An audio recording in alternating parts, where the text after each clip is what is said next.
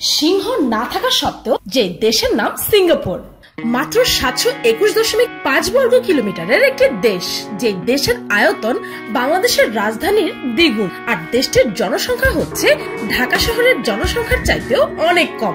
কিন্তু এই দেশটি ছোট হওয়া সত্ত্বেও অর্থনীতি, পাওয়ার, এমনকি উন্নতির দিক থেকেও সারা বিশ্বের কাছে একটি অ্যাটম বমের মতো। এই সিঙ্গাপুরের ব্যাপারে বলা হয়ে থাকে যে এখানকার কোনো দোকানেই নাকি কখনোই কোনো তালা দেওয়া হয় না, কেননা এখানকার দোকানগুলো 24 ঘন্টায় খোলা থাকে। ছোট্ট এই দেশটি আজ বিশ্বের অন্যতম সবচেয়ে ব্যয়বহুল দেশের কাতারে পড়ে গেছে। আর বাংলাদেশ থেকেও প্রতি বছর হাজারো মানুষ সেই দেশে কর্মী হিসেবে নিজের ভবিষ্যৎ গড়ার স্বপ্ন নিয়ে যায়। কিন্তু এসব তথ্যের পাশাপাশি এই সিঙ্গাপুর সম্পর্কে এমন কিছু অত্যন্ত উদ্ভট আর অকল্পনীয় তথ্য আছে যা আপনারা বেশিরভাগ মানুষই জানেন না। আর সিঙ্গাপুর সম্পর্কে এমনই কিছু অজানা আর অদ্ভুত তথ্য জানতে হলে পিনিক পেয়ারের সম্পূর্ণ ভিডিওটি দেখুন।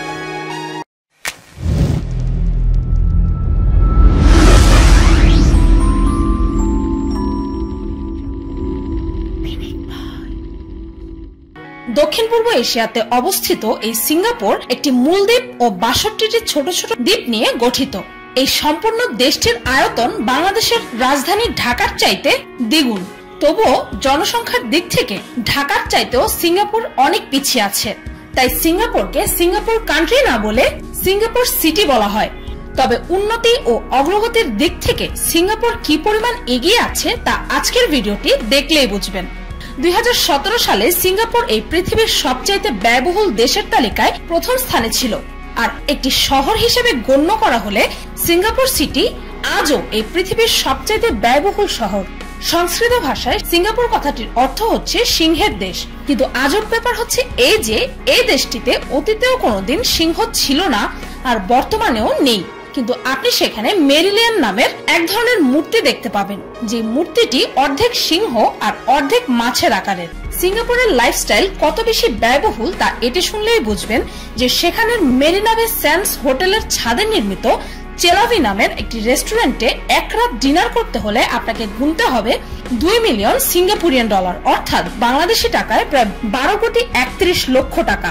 সিঙ্গাপুরের আরো একটি অদ্ভুত তথ্য হচ্ছে এই সিঙ্গাপুরকে ফাইন সিটি বলা হয়, কেননা এখানে যে কোনো ছোট বড় ভুল বা নিয়ম ভঙ্গের জন্য আপনাকে জরিমানা দিতে হবে। যেমন ধরুন, সিঙ্গাপুরে আপনি পাবলিকলি স্মোক করতে পারবেন না, সেটার জন্য আলাদা স্মোকিং জোন আছে। আর এই নিয়ম ভঙ্গ করলে আপনাকে গুনতে হবে প্রায় 1000 সিঙ্গাপুরিয়ান ডলার, অর্থাৎ প্রায় 61,000 টাকা। সেখানকার রাস্তায় থুতু ফেললে বা ময়লা ফেললে, এমনকি সিগারেটের ছাই ফেললে পর্যন্ত আপনাকে জরিমানা দিতে হবে। এমনকি সে দেশের কোনো কোনো স্থান, যেমন বাস বা ট্রেন স্টেশনে, আপনি একটি ক্যান্ডি পর্যন্ত খেলে আপনাকে 500 ডলার অর্থাৎ 30,000 টাকা জরিমানা দিতে হবে। সিঙ্গাপুরে যদি আপনি টয়লেট ইউজ করার পর ফ্লাশ না করেন তবে আপনাকে 500 ডলারের জরিমানা দিতে হবে। এমনকি সেই দেশে চুইংগাম খাওয়া বা বহন করলেও 1000 ডলার জরিমানা করা হবে, কেননা সেখানে চুইংগামকে ব্যান করা হয়েছে। কারণ তাদের মতে এই চুইংগামের কারণে তাদের দেশ নোংরা হয়ে যাবে।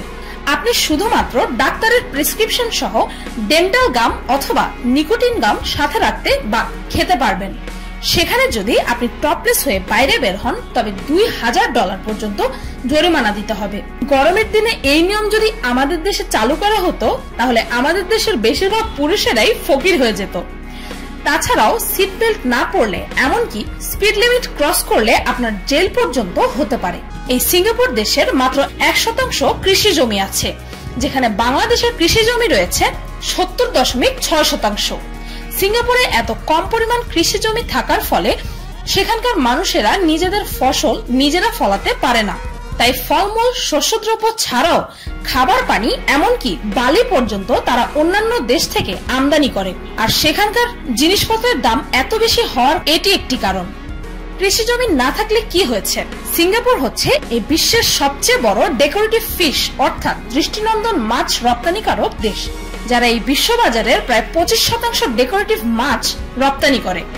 এই সিঙ্গাপুরেই এই বিশ্বের সর্বপ্রথম নাইট জু অর্থাৎ রাত্রিকালীন চিড়িয়াখানা তৈরি করা হয়েছিল, যা প্রতি বছর হাজার হাজার পর্যটকদের আকর্ষণের কেন্দ্র হয়ে দাঁড়ায়।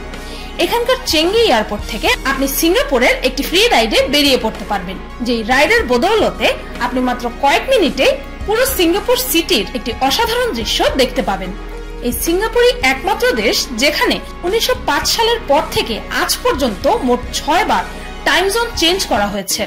সিঙ্গাপুরের ন্যাশনাল ইউনিভার্সিটিতে একটি হাগমি কোকা-কোলা মেশিন আছে, যে ভেন্ডিং মেশিনটিকে জড়িয়ে ধরলে মেশিনটি থেকে বেরিয়ে আসবে একটি কোকা-কোলার ক্যান, তাও আবার সম্পূর্ণই ফ্রি।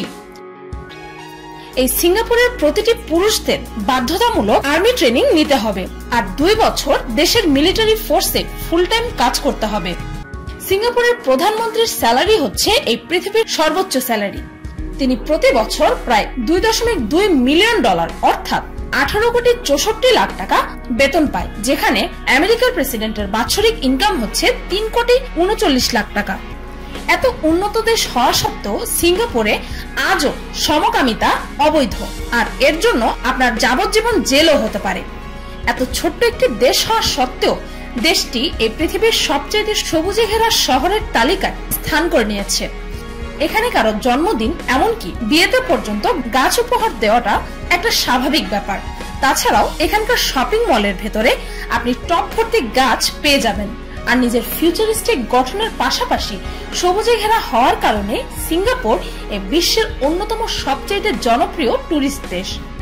কি একটু বেশি স্ট্রিক্ট মনে হলো দেশটাকে? আসলে কি আমরা মানুষেরা বড়ই খেয়ালি, সুবিধা পেলে তার অপব্যবহার আমরা করেই থাকি। ফর এক্সাম্পল আমাদের দেশ, আর এখানে গণতন্ত্রের নামে কি কি হচ্ছে তা তো আমরা সবাই জানি। একটি দেশের কাঠামো স্ট্রং থাকলে সে দেশের নাগরিকেরা সুখে থাকে ও তাদের অধিকারও তারা পায়। তার প্রমাণ হচ্ছে এই সিঙ্গাপুর।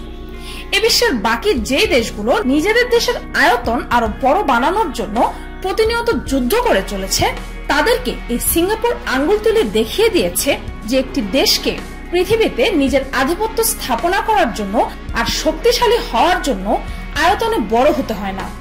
এই সিঙ্গাপুর দেশটি আমার কাছে একটি অ্যাটম বমের মতো, যা সাইজে ছোট হলেও অত্যন্ত পাওয়ারফুল। সিঙ্গাপুরের এই সফর আজ এখানেই শেষ করছি। ভিডিওটি ভালো লাগলে একটি লাইক দিতে ভুলবেন না, আর পরবর্তীতে আপনারা কোন দেশ সম্পর্কে ভিডিও দেখতে চান তা কমেন্টে জানাতে ভুলবেন না যেন। আর আমার চ্যানেলটিকে সাবস্ক্রাইব করুন প্রতিদিন আর অদ্ভুত ও মজার সব ভিডিও দেখতে। আজকের মতো এই পর্যন্তই, দেখা হচ্ছে পরের ভিডিওতে।